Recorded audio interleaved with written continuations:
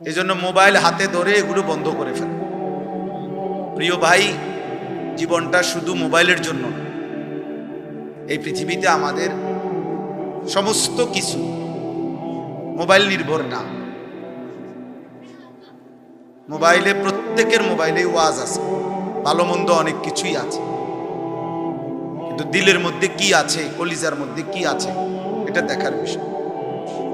একটা মাহফিলের আয়োজনের মধ্যে অনেক কষ্ট হয়। এই ব্যাপক আয়োজন, এই ব্যাপক ব্যস্ততার ভিতরে যদি কিছু অর্জন না হয় দিলের মধ্যে, তেমন উল্লেখযোগ্য কোনো ফায়দা নেই।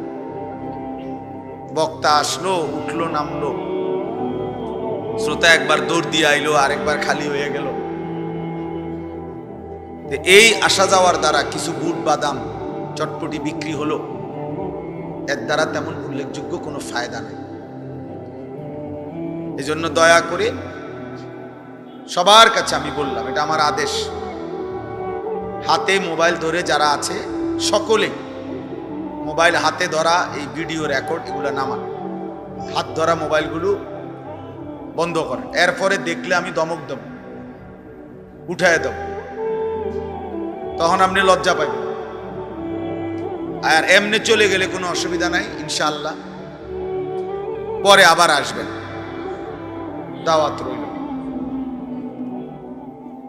কোরআনুল কারীমের যে 4টি আয়াত আমি পড়ছি, এই 4টি আয়াতের মধ্যে আল্লাহ তাআলা প্রথম 3 আয়াতে আমাদেরকে 5টা কথা মনে করাইছে। আমাদেরকে লক্ষ্য করে আল্লাহ 5টি কথা বলছেন, বলে